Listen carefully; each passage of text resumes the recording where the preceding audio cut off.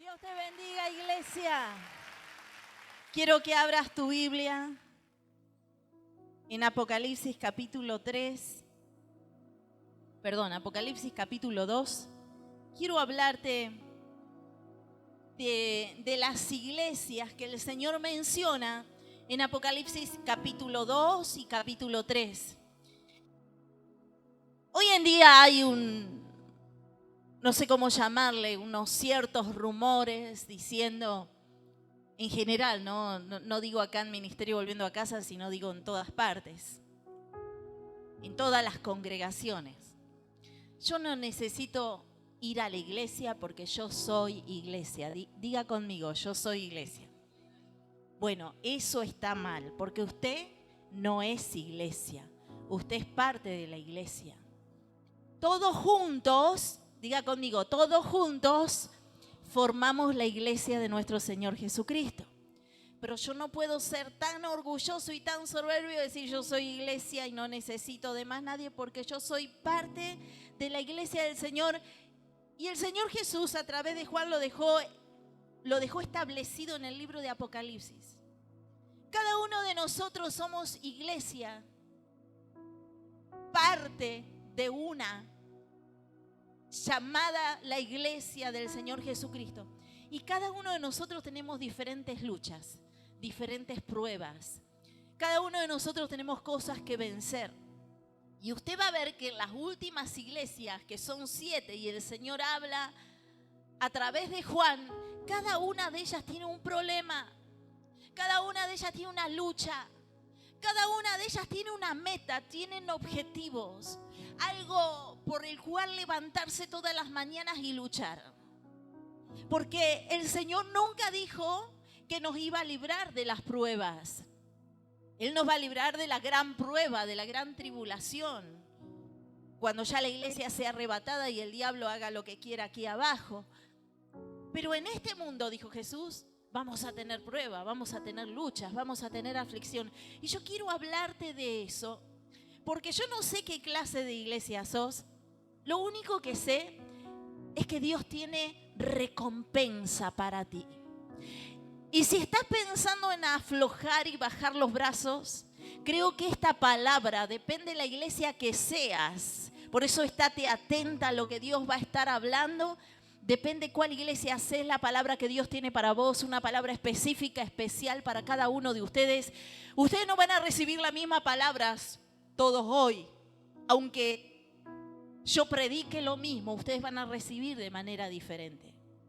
Porque Dios se tomó el trabajo de hablarle a cada uno de manera diferente, a pesar de que Él esté dando un mismo mensaje. Entonces yo quiero que vos atiendas en esta mañana, porque el Espíritu Santo va a hablar a tu corazón y te va a alentar, te va a levantar como me levantó a mí y te va a decir: yo tengo recompensa para ti. No aflojes, no quieras tirar la toalla. Si estás pensando en retroceder, no lo hagas, porque yo vengo con recompensa. Entonces, quisiera empezarte a predicar de la primera iglesia. Si vamos al libro de Apocalipsis, la primera iglesia, ¿cuál fue? Muy bien, Éfeso. Pero Éfeso lo vamos a dejar para el final, porque estamos hoy con una fiesta especial que es la Santa Cena del Señor. Y Éfeso se refiere mucho a lo que tiene que ver con la Santa Cena del Señor. Lo vamos a estar viendo más tarde, pero yo quiero que vos te sientes y que preste atención, porque yo voy a empezar a hablarte sobre la iglesia de Esmirna. Y me encanta porque yo sé que hoy la iglesia de Esmirna del último tiempo me está escuchando. Y yo vengo a traerte un mensaje, iglesia de Esmirna, de parte del Señor. La iglesia de Esmirna, el Señor la describe en Apocalipsis capítulo 1, versículo 8.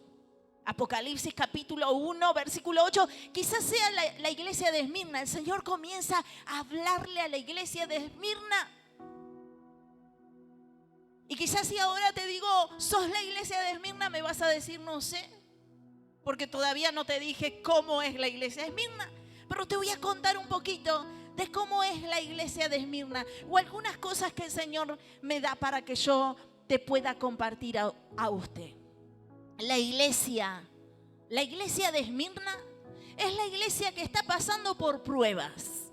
Yo no sé si vos estás pasando por prueba en esta mañana, pero esta iglesia está pasando por muchas dificultades. ¿Recuerdan que yo les dije que yo no soy la iglesia nada más, sino que yo soy parte de la iglesia? Puede ser que yo esté viviendo en victoria hoy, que sea una parte de la iglesia que esté viviendo en victoria, pero sé que hay parte de la iglesia que está viviendo en tribulación, que está angustiada, que está triste, que está pasando por pruebas, por dificultades, que está pasando por duelo, que está pasando por lucha, que está pasando por escasez, que está pasando por diferentes situaciones. Quizás está herida en su corazón, quizás esté pasando por situaciones en el matrimonio, situaciones con sus hijos, pero Dios le quiere hablar a esta iglesia, la iglesia de Esmirna, la iglesia que está pasando por pruebas. ¿Habrá alguien hoy en este lugar que esté pasando por pruebas? El Señor tiene un mensaje para ti, iglesia de Esmirna. Iglesia que estás cansada porque decís la prueba es difícil, la prueba es dura. Siento que no quiero seguir adelante porque realmente estoy muy angustiado porque la prueba te angustia. La prueba a veces hace que nuestra fe comience a flaquear porque todos somos guapos cuando nos va bien. Todos somos guapos cuando no nos faltan los alimentos, todos somos guapos cuando tenemos sustento, todos somos guapos cuando de repente las cosas en el matrimonio van bien, con los hijos van bien, pero ¿qué hay cuando entramos en prueba como las que entró Job o como las que entraron diferentes hombres que el Señor nos muestra a través de la palabra de Dios? Y el Señor dice a la iglesia que está pasando por pruebas, a la iglesia que está pasando por dificultad, el Señor le dice, sé fiel en tu tribulación. Mira al que tenés al lado y decirle, ¿estás pasando por prueba? ¿Estás pasando por lucha? El Señor te habla y te dice, sé fiel en tu tribulación. Pero no solamente en tu tribulación, sino Él le dice a la iglesia de Esmirna, sé fiel hasta la muerte. Oiga, Dios no te llamó para que pases de paso por acá y Él te diga sígame y usted lo sigue cuando las cosas van bien. Él te llamó para que lo sigas, diga conmigo hasta la muerte. Yo voy a seguir a Jesús hasta la muerte. ¿Habrá iglesia hoy de Esmirna que esté decidido a seguir a Cristo hasta la muerte? En las buenas y en las malas, en la pobreza, en la riqueza, en la enfermedad, en la salud, hasta que la muerte nos lleve a su presencia, porque nada ni nadie te separará del amor de Cristo. Oh, yo no sé a quién vine a hablarle, pero la iglesia de Esmirna hoy está recibiendo un mensaje en su prueba, en su tribulación, en su angustia, en su enfermedad, en su escasez. El Señor le dice, sé fiel hasta la muerte. Resiste. ¿Sabe por qué? Porque tengo para ti la corona de la vida. En Juan capítulo 16, versículo 3, el Señor le habla a sus discípulos y le dice, yo les voy a hablar algunas cosas a ustedes. Permítanme, escúchenme un momento, porque Jesús dice a sus discípulos, yo les quiero hablar algunas cosas de ustedes. Y ahora el Señor le dice a la iglesia de Esmirna, que está pasando por tribulación, que está pasando por prueba, dificultad, enfermedad, escasez. Dice, permítanme decirles algo. En el mundo tendréis aflicción, pero yo quiero que sepa, que confíes en mi palabra, en mi poder, porque yo ya he vencido al mundo. Yo ya he vencido al mundo. O sea, ¿qué quiere decir esto? Que tu aflicción es temporal. Tu tribulación. Mira el que tenés al lado y decirle, oh, estoy contento porque la aflicción que estoy viviendo es temporal. La tribulación que estoy viviendo es temporal.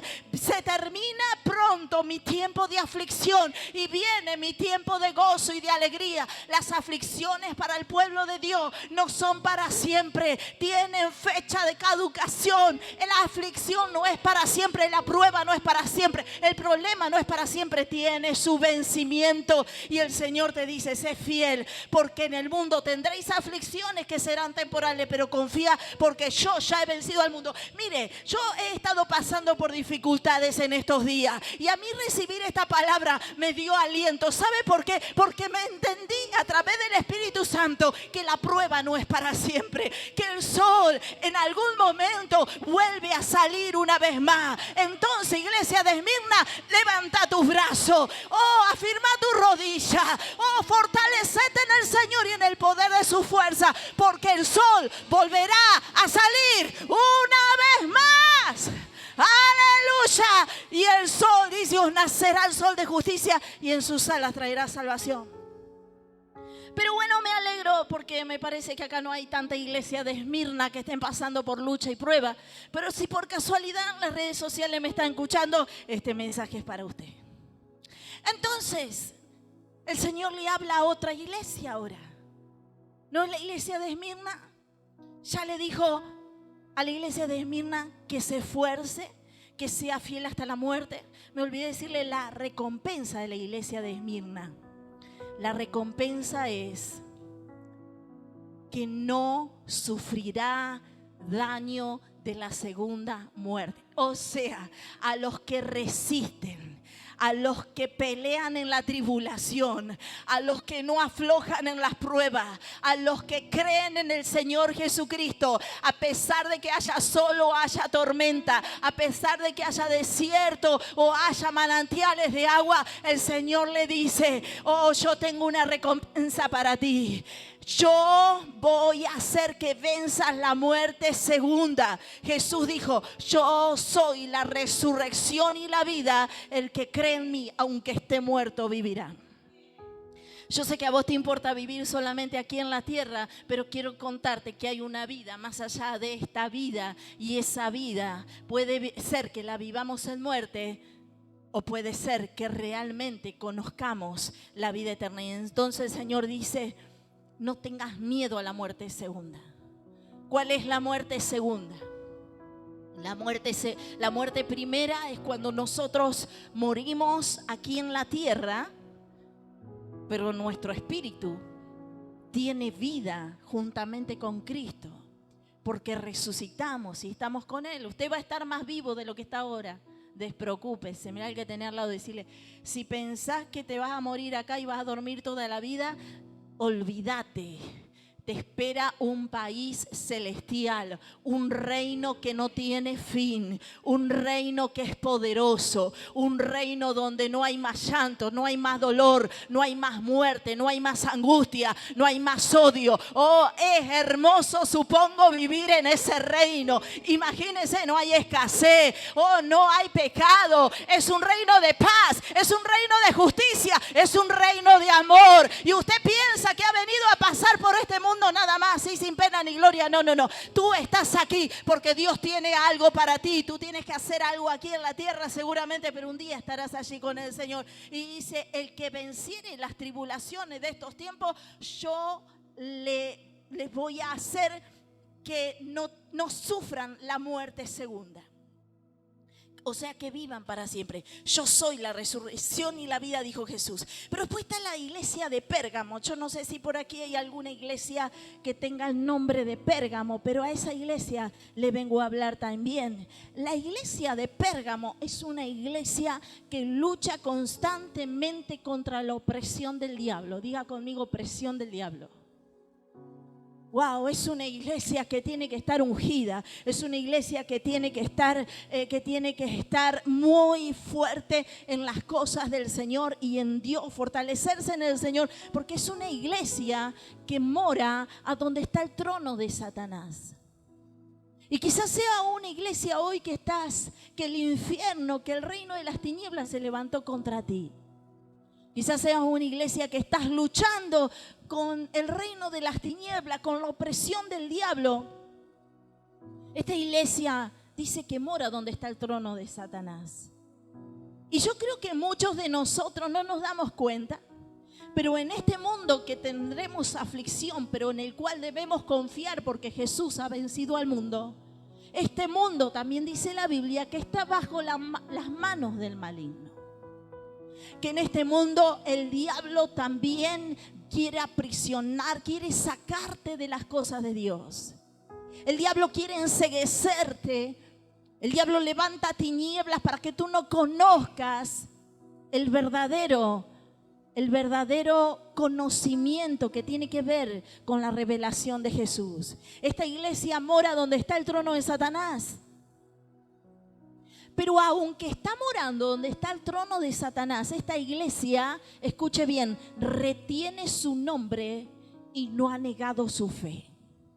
O sea que aunque esté morando en medio de la opresión, en medio de las tinieblas, aunque ella ve como el diablo se está levantando en este mundo, es una iglesia que está reteniendo el nombre del Señor porque sabe que Jesús es nombre sobre todo nombre y no ha negado su fe, permanece en su fe.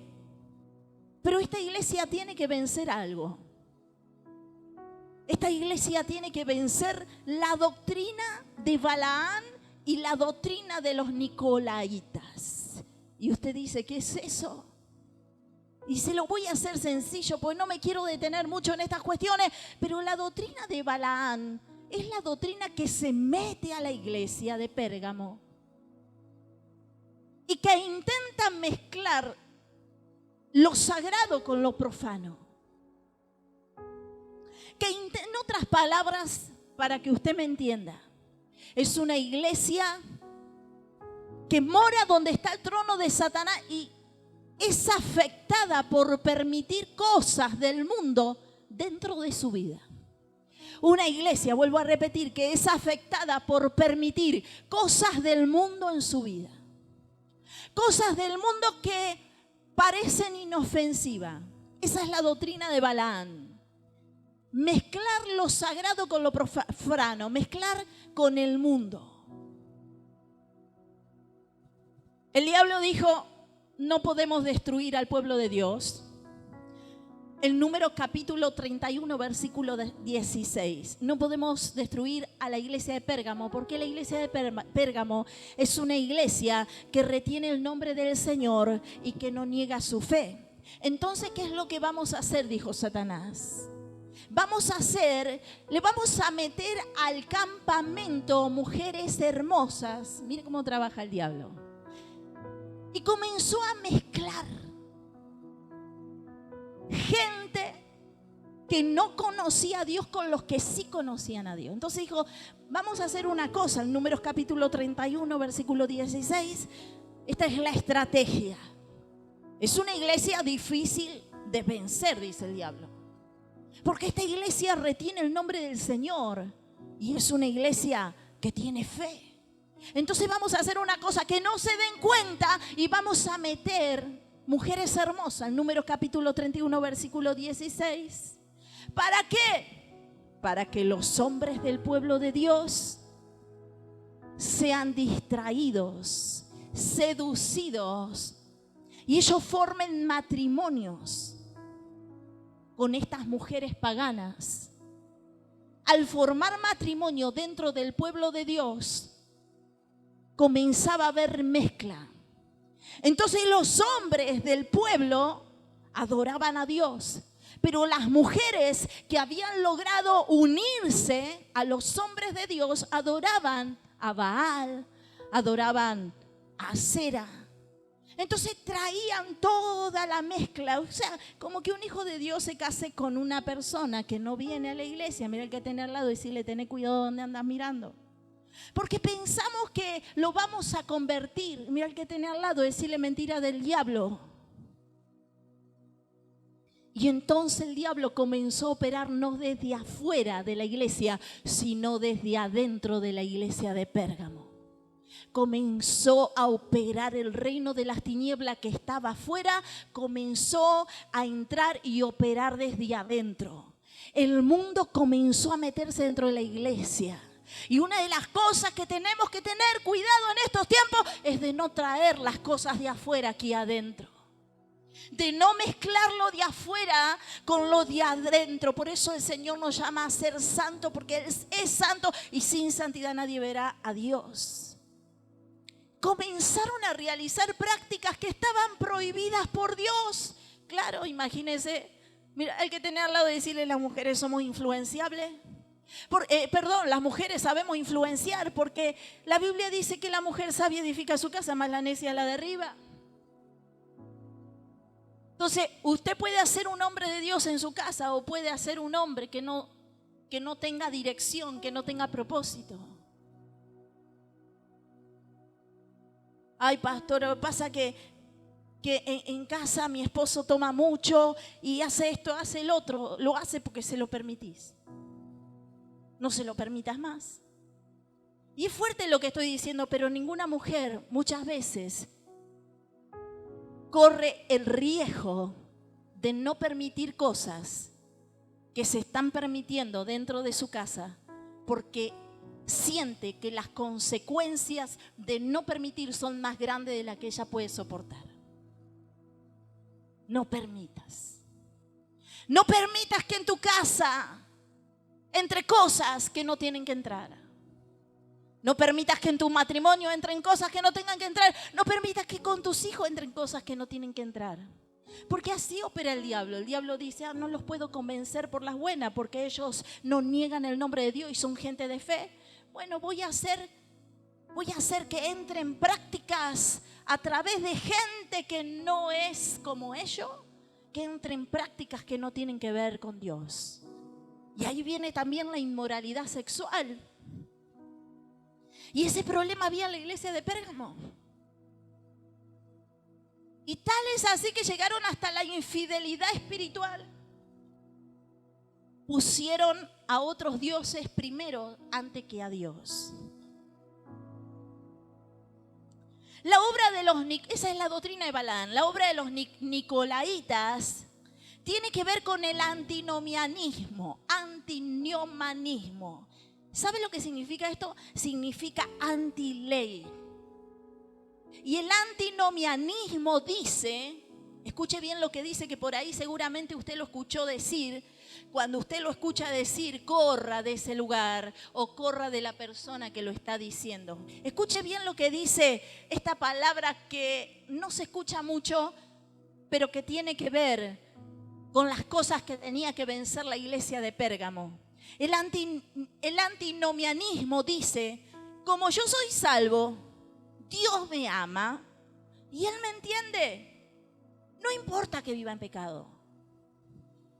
Mira que tener al lado decirle, ¿cómo? Ay, yo sé que no es un mensaje muy evangelístico, pero yo tengo que dar lo que Dios me da para la iglesia de Pérgamo. Eso es lo que dice el antinomianismo.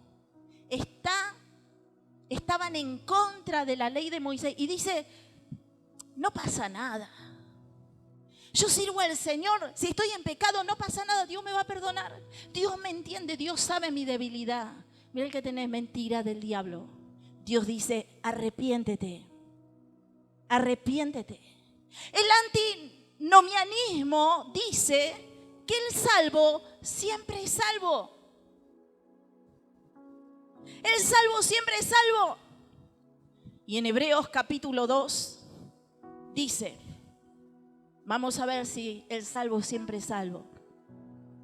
Esta era la corriente de pensamiento que había en la iglesia de Pérgamo, que habían entrado a la iglesia de Pérgamo a causa de la mezcla, a causa de dejar entrar el mundo a la congregación. Y mira el que tenía algo que decirle, en esta congregación no vamos a dejar entrar cosas así.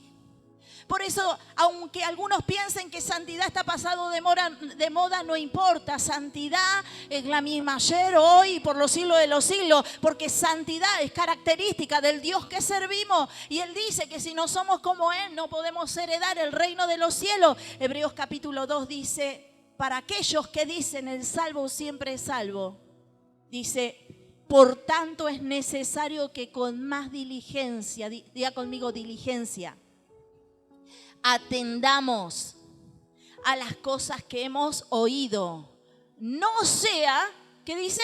Dígalo fuerte usted, que nos deslicemos.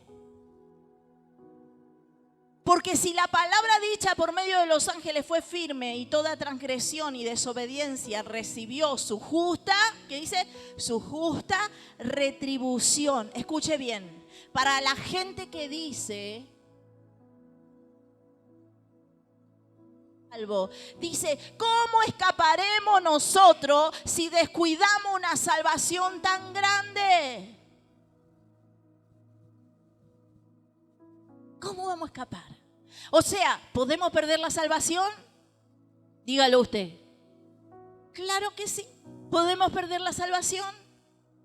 No porque Dios nos ame, nosotros tenemos permitido hacer lo que queremos.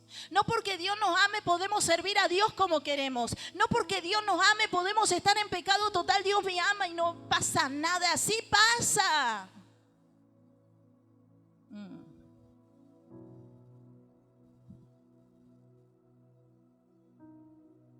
Qué loco, ¿no? Mira, hay que tener al lado de decirle, sí pasa. Sí pasa.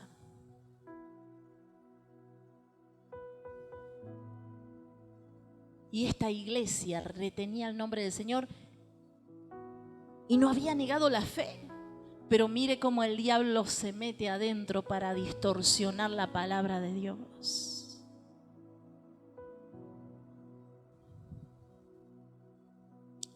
Esta iglesia que vence todas estas cosas, esta iglesia que tiene el oído para oír lo que el Espíritu dice a la iglesia, tiene recompensa. Mira, hay que tener al lado y decirle, no te dejes vencer por las influencias de Balaán, de los Nicolaitas, por la influencia de este mundo, por la influencia del diablo o por la influencia de gente que habla mandado por Satanás. No te dejes influenciar, porque si no te dejas influenciar y seguís permaneciendo en tu fe y no negando el nombre del Señor, hay recompensa para ti. El que venciere, le daré de comer del maná escondido y le daré una piedrecita con un nombre nuevo. ¡Wow! Yo sé que usted por ahí no entiende mucho lo que le estoy hablando del nombre nuevo y usted dice, ¿para qué quiere un nombre nuevo? ¿Sabe por qué? Porque el nombre viejo que nosotros tenemos no nos sirve para nada en el reino de los cielos. Dios recibe gente nueva. Dios recibe hombres nuevos con nombres nuevos. Oh, ya no te llamarás más Abraham, te llamarás Abraham, porque en ti serán benditas todas las naciones de la tierra. Pedro, oh, tu nombre no será más Simón, tu nombre serás Pedro. ¿Cuál es tu nombre en el reino de los cielos? No lo sé, iglesia de Pérgamo, pero no bajes tus brazos, porque Dios te dará de comer del maná del cielo. ¿Y sabe cuál es el maná del cielo? No es solamente el que cayó allí en el pueblo de Israel. El maná del cielo es nuestro Señor Jesucristo. Jesús dijo, Juan 6:35, yo soy el pan de vida. Yo soy el pan de vida. El que a mí viene nunca tendrá hambre, y el que en mí cree nunca más tendrá sed. ¡Aleluya! Iglesia de Pérgamo, santifícate. Oh, santifícate. Imagínese comiendo de nuestro Señor. O sea, ¿de qué nos habla el pan de vida? El pan de vida nos habla de un mayor conocimiento de Dios. Ya no vamos a tener información de Dios y vamos a verle cara a cara. Y en estos tiempos Dios no quiere una iglesia que tenga información de Dios. Dios quiere una iglesia que sea amiga de Él. Como Abraham era amigo de Dios. Mi amigo, decía Dios. Mi amigo. ¿Habrá acá algún amigo del Señor? Y dice, yo quiero que comas el pan que yo tengo para vos. El pan es Jesús. El pan es Jesús. Número 4.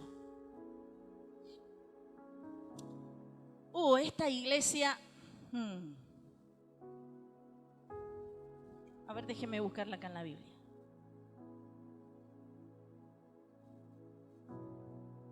La iglesia de Tiatira. Esta iglesia debe dejar de ser tolerante. Mira, hay que tener al lado y decirle, tenés que dejar de ser tolerante. ¿Qué es una iglesia tolerante? ¿Qué es una iglesia tolerante?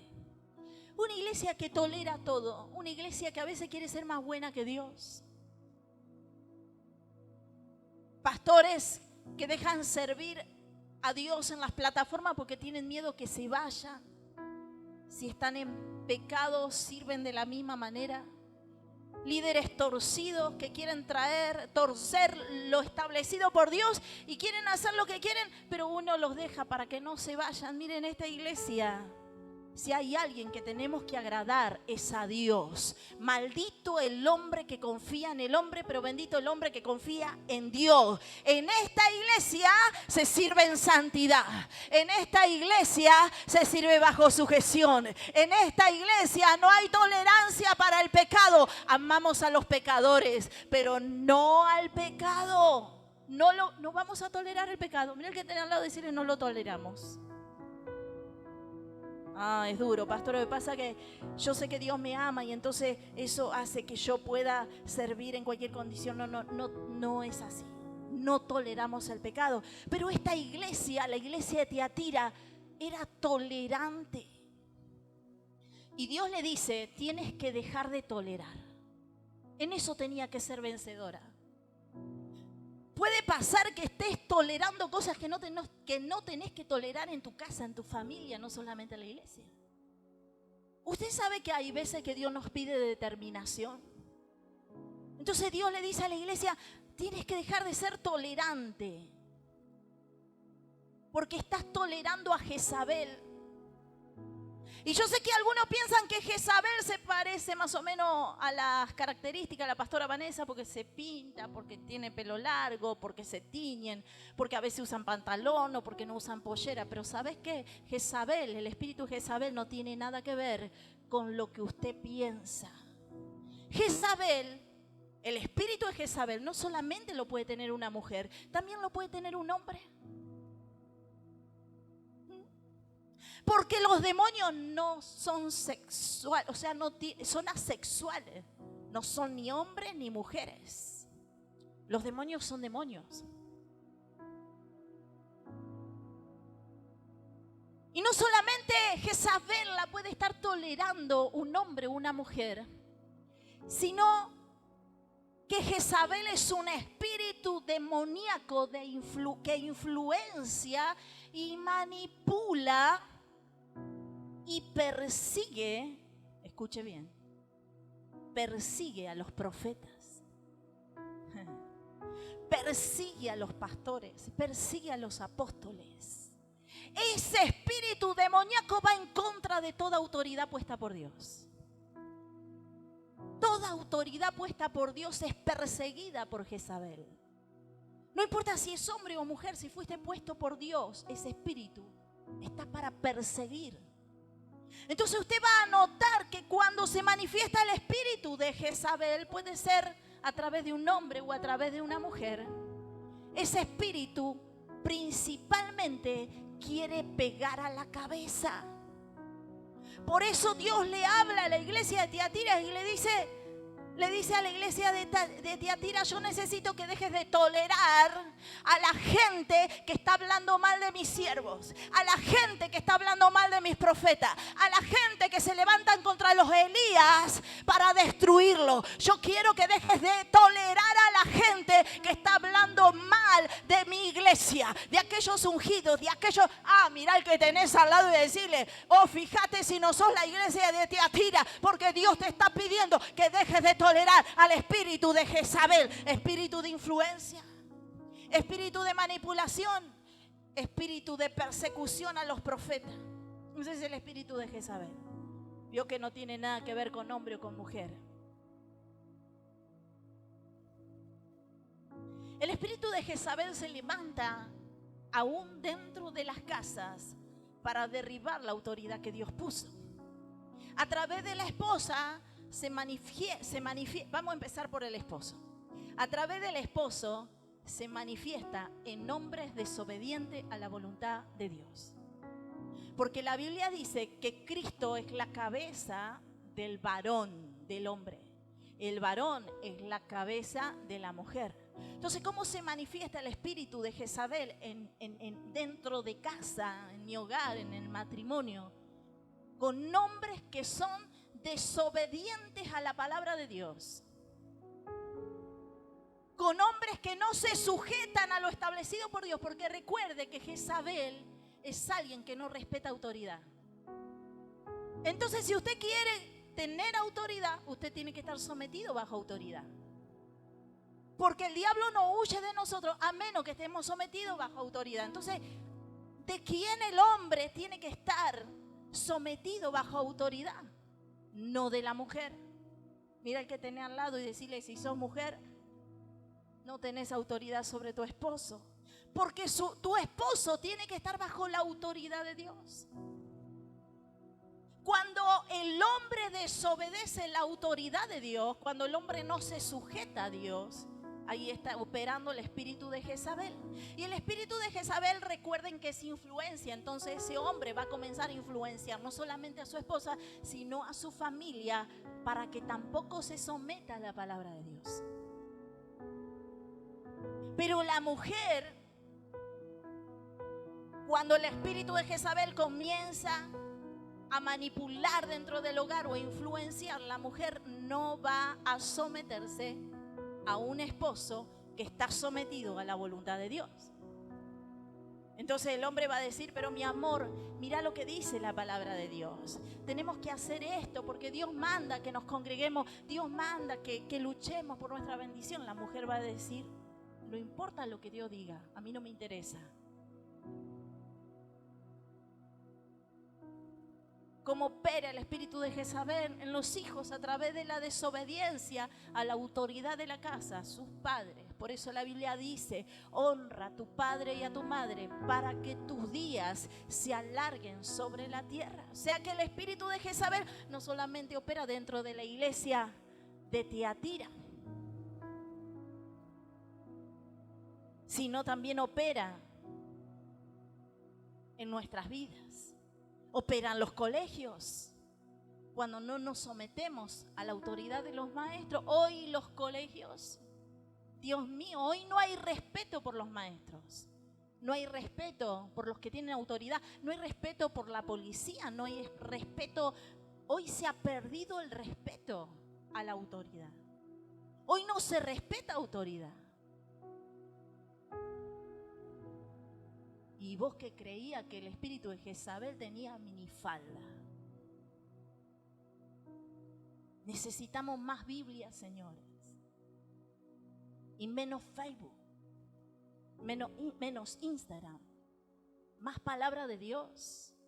Iglesia de Tiatira.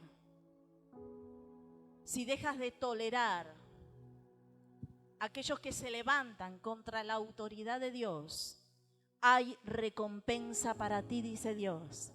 El que venciere, mire lo que Dios le va a dar. Le va a dar autoridad sobre las naciones. Porque si usted respeta autoridad, Dios le va a dar autoridad a usted. Porque es la ley inexorable de Dios. Lo que se siembra, se cosecha. Mira el que tiene al lado y decirle, no te levantes contra la autoridad que Dios puso.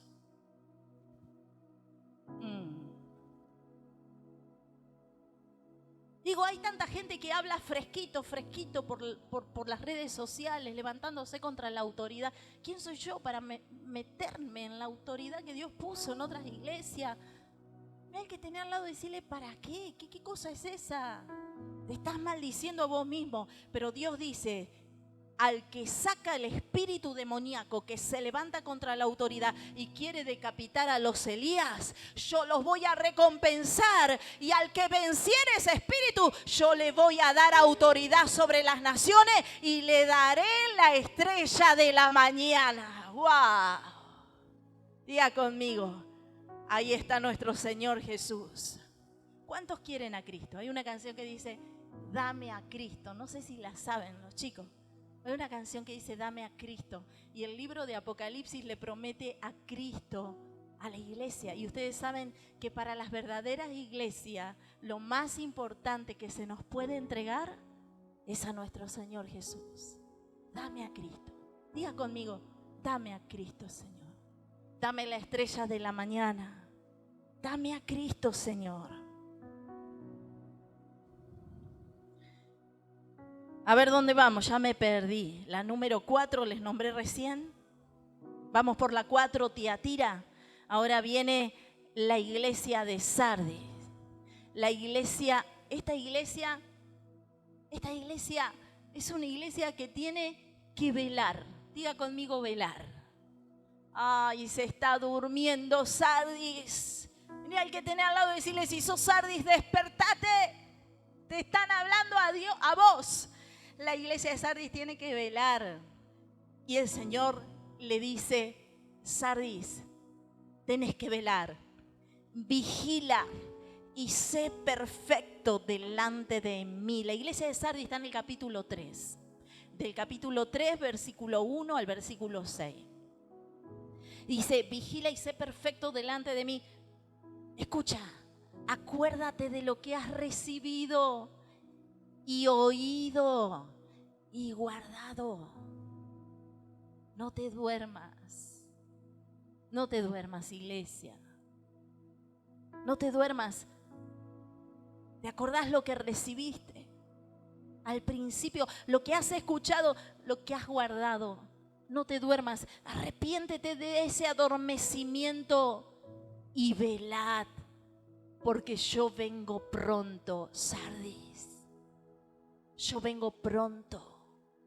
Y vengo con recompensa, porque al que vence el adormecimiento, al que vence la fiaca espiritual, a este le traigo un vestido blanco, le traigo vestiduras blancas. Y no borraré su nombre del libro de la vida y confesaré su nombre delante de mi Padre y delante de sus ángeles. O sea que si hay iglesia de Sardis que se caracteriza porque se está durmiendo, como la iglesia primera que vamos a hablar en un rato, mira al que tenés al lado, decirle, despiértate, porque el Señor trae vestiduras parecidas a las de Él para caminar contigo. Despiértate, porque tu nombre está escrito en el libro de la vida. Despiértate tú que duermes, porque Cristo viene a alumbrarte. Iglesia, despiértate. ¿Será que está Sardis acá y me está escuchando?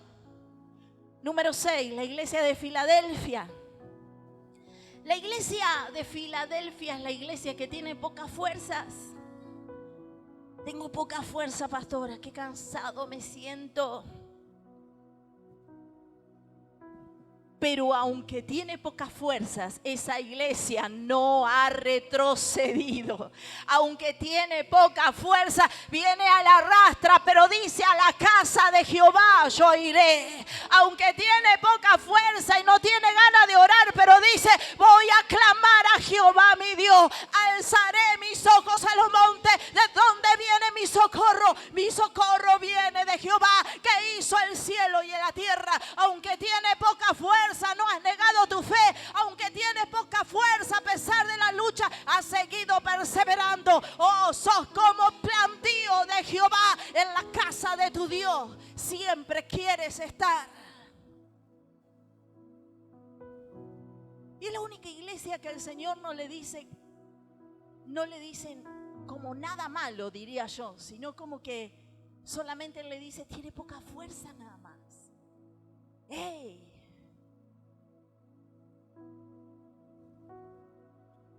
Yo soy el que te fortalezco. Y viene recompensa para ti. Si vencés las pocas fuerzas,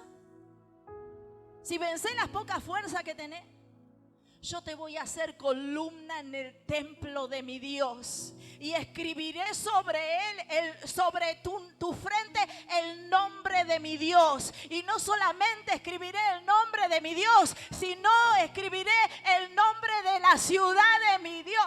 No sé quién tiene poca fuerza, pero el Señor te alienta y te dice, oh, vence las pocas fuerzas, porque yo tengo para ti, oh, que te voy a hacer columna en el templo de mi Dios. Aleluya. Santo es un nombre, mi Jesús. Iglesia, mira el que tiene al lado y decirle,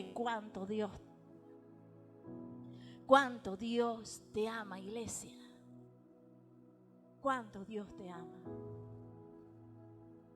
No importa en qué lugar estés, no importa qué lucha estés teniendo, Él dice, yo te amo.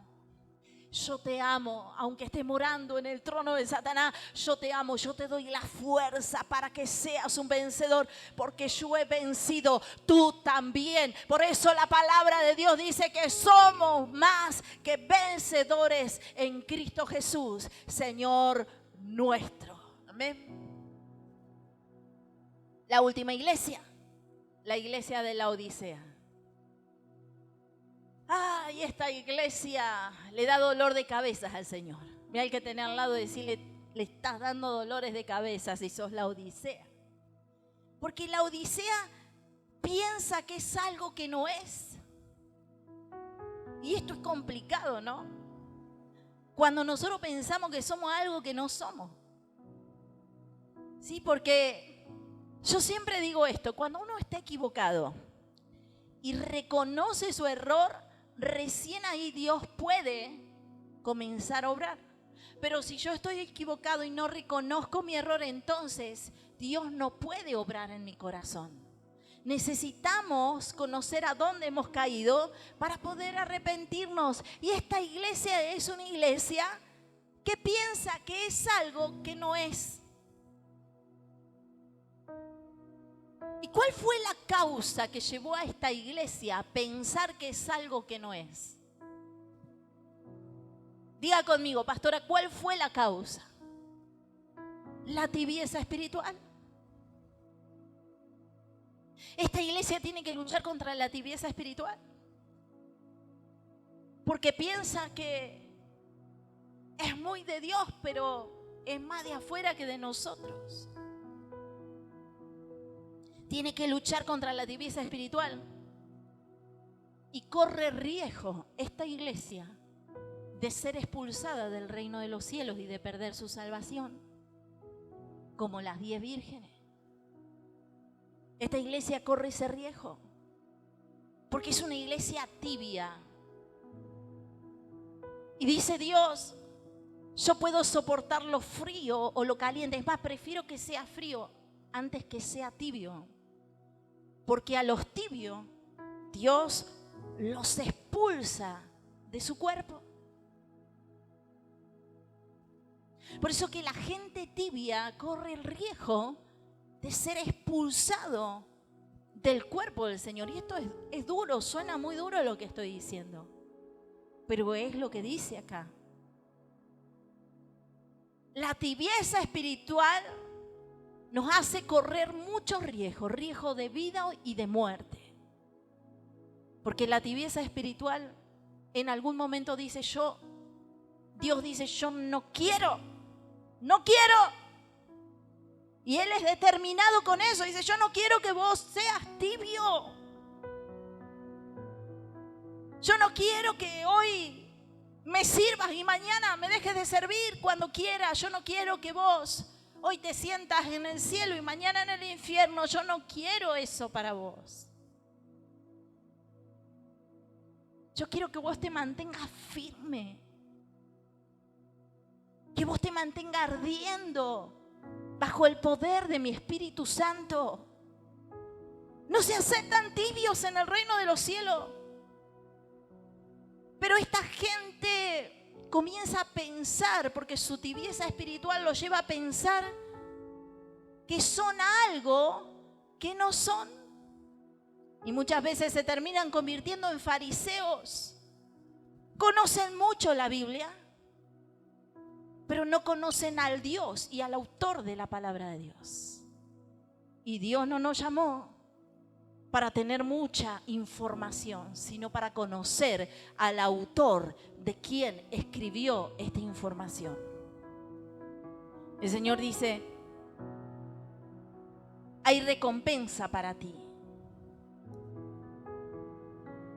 Pero en el versículo 18 dice Dios, yo te aconsejo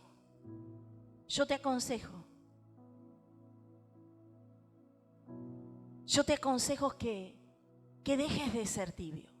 que vuelvas a mí, porque hay recompensa. Al que venciere, escuche bien, le daré que se siente conmigo en el trono. ¡Wow! Esta es la iglesia que va a estar sentada en el trono con el Señor. La iglesia vencedora de la tibieza espiritual. Yo dije, la iglesia vencedora de la tibieza espiritual son los que se le va a permitir estar sentado con el Señor en su trono. Algunos serán columna, otros estarán sentados en el trono. No sé cuál iglesia son, pero hoy Dios te está diciendo, este es el problema, esta es la solución y esta es mi recompensa. Mira al que tiene al lado y decirle, este es el problema, esta es la solución y esta es la recompensa. Y por último, dice la Biblia que los últimos serán los primeros, ¿no? Y en este caso, la iglesia de Éfeso, aunque yo se la describa como última, es la primera. Esta iglesia se encuentra en el capítulo 2 del libro de Apocalipsis. En el capítulo 2 del libro de Apocalipsis. Esta iglesia también tiene que vencer cosas muy parecidas a las otras. Recuerden que la última iglesia que hablé recién tenía que vencer la tibieza espiritual. Y esta también tiene que vencer. Es la iglesia que Dios la llama a volver al inicio, al volver al principio. ¿Y cuál es el inicio, el principio? El inicio es cuando el hombre y la mujer caminaban con Dios. Ese es el inicio. Ahí empezaron todas las cosas. Entonces, la primera iglesia que se llama Éfeso y a la cual Dios le habla, dice, tienes que volver al inicio, tienes que volver a caminar conmigo. Porque tienes que volver a las primeras obras. Porque has perdido tu primer amor. Entonces, Éfeso tenía que vencer algunas cuestiones. La iglesia de Éfeso tiene que vencer algunas cuestiones. Y una de las cuestiones que debía vencer era la apatía. Porque cuando nosotros perdemos el primer amor, comenzamos a sentir apatía. Ya nada me importa en la iglesia. Somos indiferentes. Indiferente a lo que Dios habla, indiferente a lo que Dios quiere. Tenemos desamor. Desamor. Y por último, que quiero dejarle como reseña, es recalcar la tibieza espiritual. Éfeso, la iglesia de Éfeso también era tibio espiritualmente. Y esta iglesia tiene una recompensa. Esta iglesia, la recompensa de esta iglesia es que al que venciere, en el versículo 7 del capítulo 2, Dios le dará a comer del árbol de la vida, el cual está en medio de ¿dónde? Del huerto. ¿En dónde está el árbol de la vida? Y el árbol el árbol de la vida que está en el huerto, ¿en dónde estaba? ¿Y el paraíso dónde estaba? En el inicio, cuando empezaron todas las cosas. Y Dios dice a esta iglesia, yo quiero que vuelvas al inicio. Yo quiero que vuelvas a donde comenzaron todas las cosas. Que vuelvas, el Señor le llama el primer amor. ¿Saben qué? En el libro de Génesis capítulo 32, versículo 22 al 24, Dios impidió el acceso al árbol de la vida. Siempre hablamos del árbol de la ciencia del bien y del mal, pero no hablamos del árbol de la vida. Siempre hablamos del árbol que comió Eva y le ofreció a Adán. Ese es el árbol de la ciencia del bien y del mal, pero nunca hablamos del árbol de la vida. Y Dios le dijo a Adán y a Eva, de todos los árboles del huerto pueden comer, mas del árbol de la ciencia del bien y del mal no pueden comer. Y entre todos los árboles estaba el árbol de la vida. Pero el Señor nos lleva a una elección, porque si ustedes me preguntan, ¿Dios sabía que Adán y Eva iban a comer del árbol que Él dijo que no podían comer? ¿Ustedes qué piensan? ¿Qué piensan? ¿Sabía o no sabía? Y entonces, ¿por qué los puso ahí? Si Dios sabía que iban a comer, iban a hacer lo que Él dijo que no hicieran. Los puso ahí, ¿saben por qué? Porque Dios a nosotros no nos hizo marionetas o títeres, que Él puede hacer lo que quiere con nosotros. Dios nos hizo personas que puedan decidir seguirle o no seguirle. Entonces Dios dijo, yo quiero saber cómo ellos van a reaccionar a mi palabra. Yo les dije que no coman de este árbol. Y tienen un montón de árboles para comer, y el árbol del bien está al lado del árbol de la ciencia del bien y del mal. ¿Por qué no comieron del árbol del bien? Mira el que tenés al lado y decirle, ¿por qué nos cuesta tanto comer del árbol del bien? Es que a veces ni siquiera lo vemos. Pero lo único que vemos es el árbol de la ciencia del bien y del mal. Imagínense si Adán y Eva, en vez de comer del árbol de la ciencia del bien y del mal, hubiesen decidido comer del árbol del bien. Les voy a decir lo que pasaría. No hubiésemos necesitado cielo, porque estaríamos en el cielo. Porque el árbol del bien es nuestro Señor Jesús, es su palabra, es poder caminar con Él, es poder someternos a su voluntad. Entonces Adán y Eva hubiesen seguido viviendo en el huerto del Edén. Adán y Eva, si hubiesen comido del árbol del bien, no conocerían el dolor. Y nosotros no conoceríamos el dolor, no tendríamos enfermedad, no sabríamos lo que es el pecado, no sabríamos lo que es el dolor, no sabríamos lo que son las lágrimas, no sabríamos lo que es el odio. Eso era lo que ofrecía el árbol del bien. Pero diga conmigo, pero no. Ellos quisieron conocer no solamente el árbol del bien, sino el árbol del mal. El árbol de la ciencia del bien y del mal. En otras palabras, Adán y Eva tuvieron conocimiento, diga conmigo, conocimiento de lo bueno y de lo malo. ¿Por qué queremos conocer lo malo? ¿Por qué? ¿Por qué siempre queremos conocer lo malo? Si sabemos que la droga hace mal, ¿por qué vamos a drogarnos?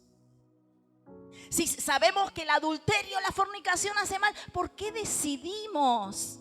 ¿Por qué decidimos ir hacia eso, hacia ese árbol? Entonces, se nos impidió comer del árbol del bien. Porque una vez que fueron abiertos, ya termino, así que no se distraiga. Una vez que fueron abiertos los ojos de Adán y Eva, conocieron el bien y el mal. Conocieron el dolor, conocieron la amargura, conocieron todo lo malo que usted siente y que yo siento muchas veces, porque vivimos en este mundo.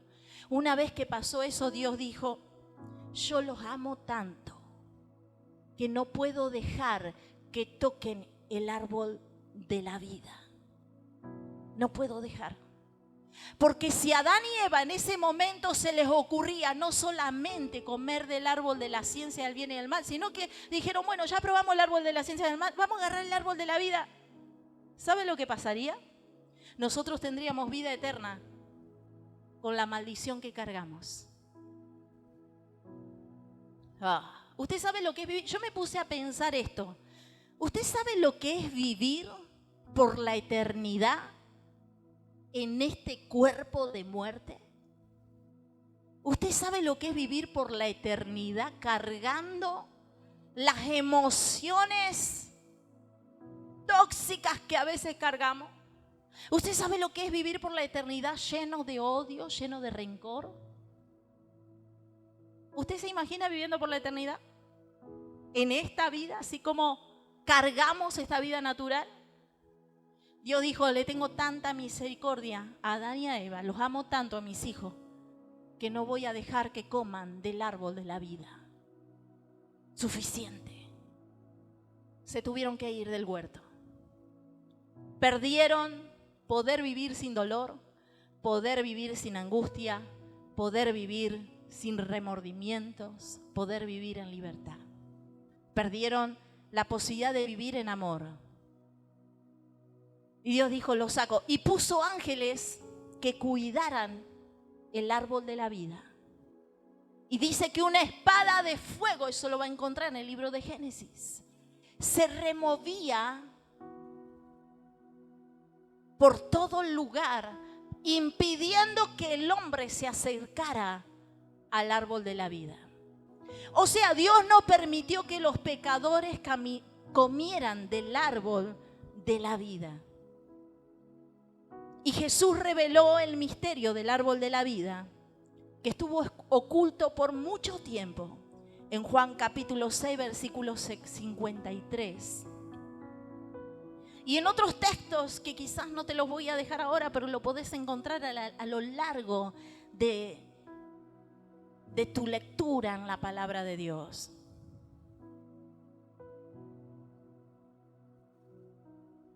El árbol de la vida. El árbol de la vida que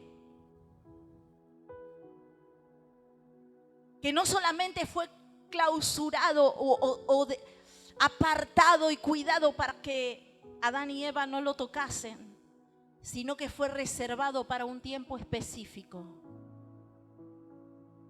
Porque hubo un tiempo que la gente no se podía acercar a Dios, no se podía acercar a la vida. Pero en Juan 6:53, el Señor le trae luz a sus discípulos y les comienzan a decir, le comienza a revelar que ya ahora ellos tenían acceso a ese árbol de la vida. Jesús dijo, por eso lo dejé para lo último. Si no coméis de la carne del Hijo del Hombre y bebéis su sangre, no van a poder tener vida.